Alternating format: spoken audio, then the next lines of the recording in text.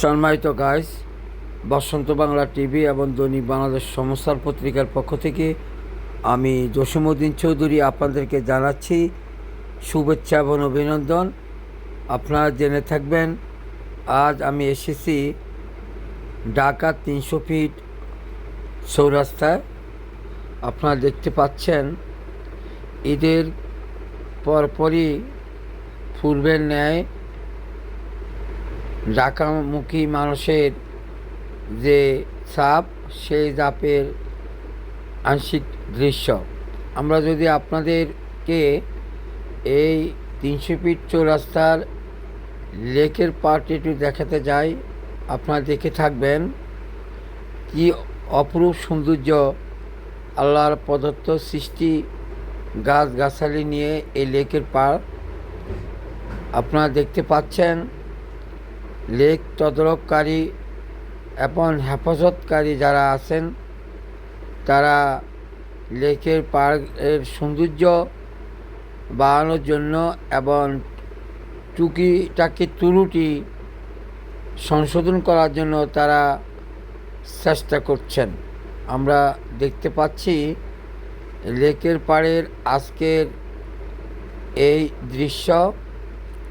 আপনাদেরকে একটু বলে রাখার চেষ্টা করি যে অবিরাম ঈদের পূর্বে যেমন মানুষ চলাফেরা করত, তেমনইভাবে মানুষ যেমন গাড়ি সেভাবে চলাফেরা করছে।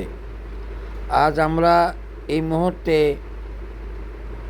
আপনারা দেখতে পাচ্ছেন কতগুলো ফুল গাছ লাগানো আছে। আমরা দেখতে পাচ্ছি পুলিশ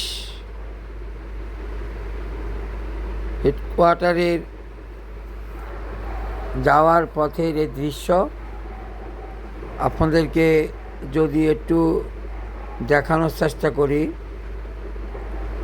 আপনারা দেখতে পাচ্ছেন আমার পিছনের দিকেও যেমন ফুলের গাছ লাগানো আছে, তেমনি সামনেও এই ফুলের গাছ কি সুন্দর অপরূপ আল্লাহর প্রদত্ত সৃষ্টি, এই ফুল ফুটে আছে।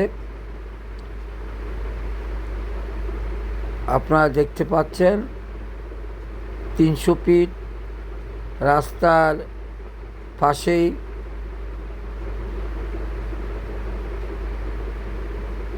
অপরূপ সৌন্দর্যের একটি স্থান। আমার মনে হয় শুধু আমি না, আপনাদের কাছেও নিশ্চয়ই এই মনোরম দৃশ্য দেখে সৌন্দর্য লাগার কথা।